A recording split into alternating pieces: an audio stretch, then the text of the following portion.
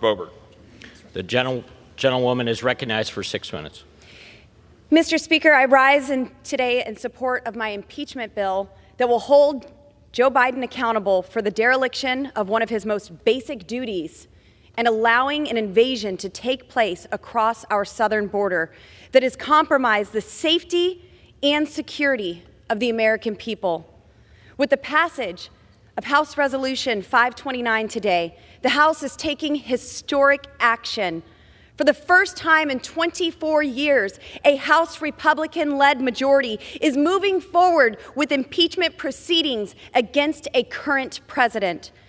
This bill allows impeachment proceedings to proceed through the traditional institutional channels by building a body of evidence at the committee level through the committees on Homeland Security and the judiciary, reporting out impeachment based on the evidence, and then the House adopting a resolution so that when a trial occurs, in the Senate, there is an existing evidentiary record to rely upon when holding President Joe Biden accountable. Since his first day in office, President Biden has trampled on the Constitution through his dereliction of duty under Article 2 to take care that the laws be faithfully executed.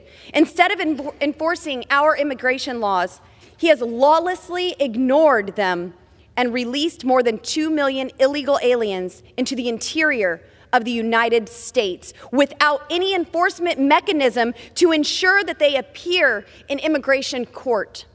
His actions and open borders agenda demonstrate that he has no intention of enforcing our current immigration and border security statutes on the books. Rather, he is deliberately making a mockery of the rule of law by ignoring congressionally enacted statutes. Joe Biden is threatening our constitutional republic's sacred separation of powers. The National Border Patrol Union even noted that the leadership of the Biden administration are, quote, straight up liars. They even said, quote, we'd say they should be ashamed, but that implies they have a conscience. And this is the most corrupt administration in U.S. history, end quote. Joe Biden's lawless disregard for our federal laws have incentivized more than 5.5 illegal aliens to attempt to cross the border, overwhelming Border Patrol and allowing an invasion to take place that is causing real harm to the American people. The Biden border crisis and massive wave of illegal immigration has fueled a record-breaking fentanyl crisis. Since President Biden has taken office, over 100,000 Americans have died from fentanyl, including 1,800 Coloradans. Under his failed leadership, Border Patrol agents have encountered over 42,000 pounds of fentanyl at the southern border, and that's just what they have encountered.